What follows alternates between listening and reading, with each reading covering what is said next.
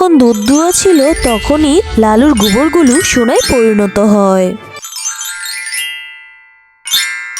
বকুলপুর নামে এক ছোট্ট গ্রামে শেফা শিয়ালিনী ও জন্টু শিয়ালের ছিল সুখের সংসার। তাদের একমাত্র মেয়ের নাম ছিল টিনা এবং তাদের একটি পালিত গরু ছিল যার নাম ছিল লালু। একই গ্রামের রাজা ছিল বাঘ মশাই, আর বাঘের বউ ছিল খুবই লোভী আর জেদি। নে লালু, তাড়াতাড়ি খাবারগুলো শেষ করতে দেখিনি, তোকে খাইয়ে আমি সংসারের বাকি কাজগুলো করব। মা, তুমি কি শুধু সারাদিন লালুকেই খাওয়াবে? আমারও তো বড্ড খিদে পেয়েছে, আমাকেও কিছু খেতে দাও না মা। মিচকি শিয়াল পেশায় ছিলেন একজন রিক্সা চালক। সে সারাদিন রিক্সা চালিয়ে যে টাকাটা আয় করত সেটা দিয়ে তাদের সংসার কোনো রকমে চলে যেত। একদিন মিচকি শিয়াল হঠাৎ করেই অসুস্থ হয়ে পড়ে। শেফালি, আমি মনে হয় আর বাঁচবো না। তুমি আমাকে চিকিৎসা করে অযথায় এত টাকা পয়সা নষ্ট করো না। আমার শরীরটা যে খুব খারাপ যাচ্ছে, আর তুমি আমার মেয়েটাকে সবসময় দেখে রেখো। ওগো, তুমি এরকম কথা কেন বলছো? এরকম কথা বলোনি গো। আমি তোমাকে চিকিৎসা করাবো, আমাদের লালুকে বিক্রি করে দেব, তারপর যে টাকাটা পাবো সেটা দিয়ে দরকার হয় তোমাকে চিকিৎসা করাবো। প্রয়োজন হলে আমাদের ভিটে বাড়ি সব বিক্রি করে দেব, তোমাকে ছাড়া যে আমরা কি করে থাকবো? এই বাচ্চা মেয়েটাকে নিয়ে আমি কিভাবে থাকবো বলো? না শেফালি, আমার সময় যে ফুরিয়ে এসেছে। তুমি লালুকে অযথা বিক্রি করো না। লালু যে দুধ দেবে সেটা বিক্রি করে তুমি আমার মেয়েটাকে নিয়ে কোনোভাবে সংসারটা চালিয়ে দিও, আর তুমি আমাকে ক্ষমা করে দিও। এরপর মিচকি শিয়াল মারা যায়, আর মিচকি শিয়ালের বউ আর তার মেয়ে টিনা অনেক কান্নাকাটি করতে থাকে। তাদের সেই লালুও অনেক কান্নাকাটি করে, কারণ লালু ছিল মিচকি শিয়ালের খুবই আদরের।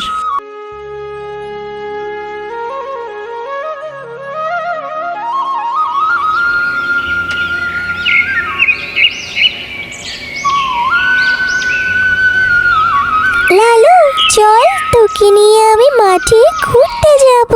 তোকে নিয়ে মাঠে ঘাস খাওয়াবো। তুই কি আমার সঙ্গে যাবি? আমার বাড়িতে থাকতে একদম ভালো লাগছে না।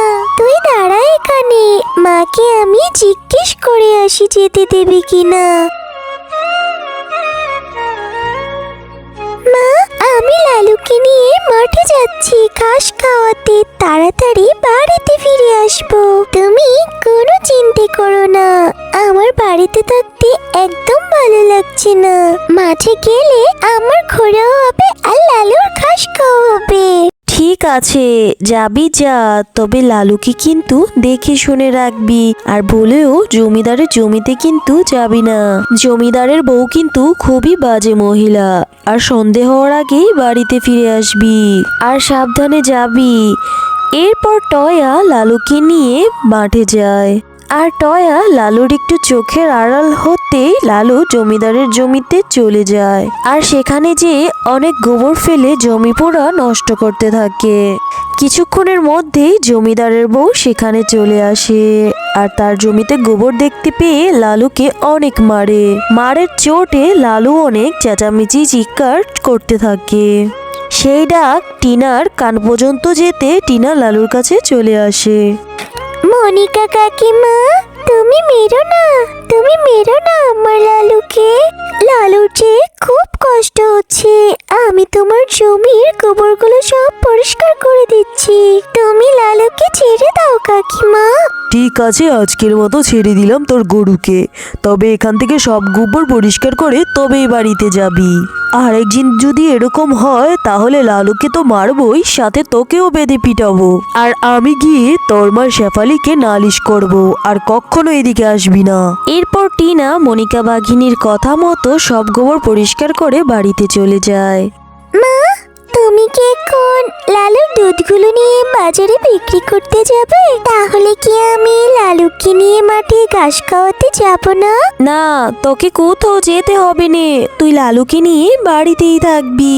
কালকে তুই লালুকে মাঠে নিয়ে যাওয়াতে জমিদারের ফসলগুলো সব নষ্ট করে এসেছে। এই জন্য জমিদারের বউ কালকে আমাকে কত কথাই না শোনালো।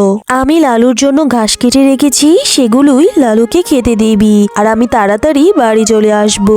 ঠিক আছে মা, আমি লালুকে নিয়ে বাড়িতেই থাক। এরপর শেফা শিয়ালিনী তাদের গাভীর দুধগুলো নিয়ে বাজারে বিক্রি করতে যায়। এমন সময় রেখা শিয়ালিনীও চলে আসে বাজারে। কি গো শেফা শিয়ালিনী, কি খবর তোমার? আমি তো ভাবছিলাম তোমাগো বাড়িতেই যাব। আমি কিছুদিন আগে বাবার বাড়িতে বেরোতে গিয়েছিলাম গো। তখন দেখলুম তোমার মায়ের শরীরটা বড্ড অসুস্থ গো, কথাও বলতে পারছে না একটু। তোমার মা তো তোমাকে বাবার বাড়িতে যেতে বললো। এ কি বলো ভাবি, আমার মায়ের শরীর অসুস্থ? আমি আজই যাব আমার মাকে দেখতে বাড়িতে। টিনা, এখনই চল, তোর নানু বাড়িতে যেতে হবে। তোর নানুর শরীরটা নাকি বড্ড অসুস্থ। কি মজা, কি মজা, নানু বাড়িতে যাব। আচ্ছা মা, তাহলে লালুকেও তৈরি করে নেই। লালুকে কি আমাদের সঙ্গে নিবে না মা নানু বাড়িতে? না রে মা, অত দূরের পথ, আর আমরা তো গাড়িতে চলে যাব। লালু বাড়িতেই থাকবে। লালুর জন্য আমি গোয়াল ঘরে অনেক ঘাস কেটে রেখে দিয়ে গিয়েছি।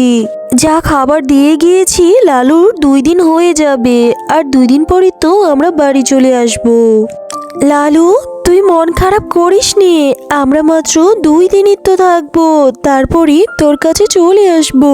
তুই কিন্তু ঘর থেকে কোথাও বের হবি না, তাহলে কিন্তু তোর বিপদ হবে।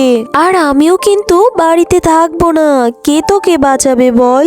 শেফালি শিয়ালিনী বাড়ি থেকে বেরিয়ে যাওয়ার পরেই লালু বাড়ি থেকে বেরিয়ে যায়, আর সে হাঁটতে হাঁটতেই জমিদারের বাড়ি চলে যায়। আর জমিদারের ঘরে ঢুকে সে অনেক গোবর ফেলতে শুরু করে। আরে, এটা সেই টিনার শয়তান গরুটা না, আবার আমার ঘরের মধ্যে চলে এসেছে। এই শয়তান গরু, আমার ঘর থেকে বেরিয়ে যা বলছি। দাঁড়া, আজকে তোকে আমি তালাবদ্ধ করে আমার ঘরে আটকে রাখবো। কিছুদিন পর যখন টিনা আর শেফা শিয়ালিনী বাড়িতে এসে লালুকে কোথাও দেখতে পায় না, তখন তারা গ্রামে লালুকে খুঁজতে বের হয়। কি গো হায়না ভাবি, তুমি আমার লালুকে কোথাও দেখেছো নাকি? আরে শেফা শিয়ালিনী যে, তুমি তোমার গরু লালুকে খুঁজছো বুঝি? তোমার গরুকে তো জমিদারের বউ তার গোয়াল ঘরে বেঁধে রেখেছে। তাদের গোয়াল ঘরে নাকি বেঁধে রেখেছে তালাবদ্ধ করে। শুনেছি তোমাদের গরু নাকি জমিদারের বাড়িতে গিয়ে খুবই বিরক্ত করেছিল। এইটা আপনি কি বলছেন হায়না ভাবি? তাহলে তো এখনই আমাকে জমিদারের বাড়িতে যেতে হবে।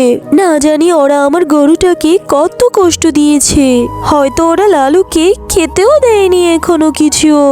জমিদার মশাই, শুনেছি আমাদের গরু লালু নাকি আপনাদের বাড়িতে এসেছিল। আপনি নাকি তাকে বেঁধে রেখেছেন। দয়া করুন আপনারা, আমার লালুকে ফিরিয়ে দিন। তোর এই দুষ্ট গরুটাকে এভাবে কেন ছেড়ে দিস?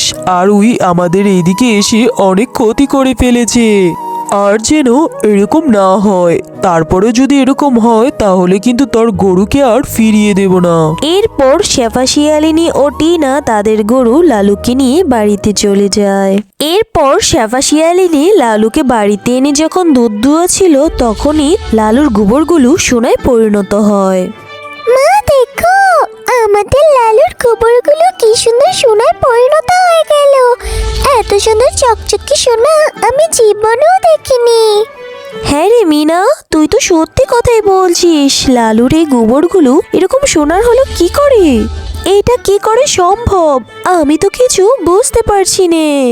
যাই হোক, এই সোনাগুলো বিক্রি করলে আশা করি আমাদের আর কোনো অভাবই থাকবে না। সৃষ্টিকর্তা আমাদের দয়া করেছে মা। ওগো, শুনেছ? শেফা শিয়ালিনীর ওই দুষ্ট গরুটা নাকি সোনার গোবর দেয়। চারদিকে সবাই বলা বলি করছে। তুমি এখনই ওদের বাড়িতে লোক পাঠাও আর এই গরুটাকে আমাদের বাড়িতে নিয়ে আসো। হ্যাঁ গো গিন্নি, কথাটা তুমি ঠিকই বলেছ। ওই গরুটাকে নিয়ে এসে আমাদের বাড়িতে গোবর ফেলতে বলবো, আর সোনার গোবর পেলে আমরা আরো বেশি জমিদার হয়ে যাব। এরপর যেমন কথা তেমন কাজ, বাঘমশাই শেফা শিয়ালিনীর বাড়িতে গুপ্তচর পাঠায়। এরপর গুপ্তচর তাদের গরু লালুকে নিয়ে জমিদার বাড়িতে চলে যায়। এই লালু, এক্ষুনি বলছি সোনার গোবর ফেল, না হলে তোকে আজ মেরেই ফেলবো। শুধু শেফা শিয়ালিনীকে বড়লোক বানাচ্ছিস? এই গরু, তুই গোবর দিচ্ছিস না কেন? তাড়াতাড়ি সোনার গোবর দে বলছি। আরে তোকে তো সোনার গোবর দিতে বলেছি, তুই তাহলে এত দুর্গন্ধযুক্ত গোবর কেন দিচ্ছিস? হাম্বা হাম্বা, আমি শুধু তাদেরকে সোনার গোবর দেই যারা অনেক সৎ এবং ভালো, কিন্তু তুমি অনেক লোভী আর নিকৃষ্ট, তাই তোমাকে সোনার গোবর আমি কখনোই দেব না।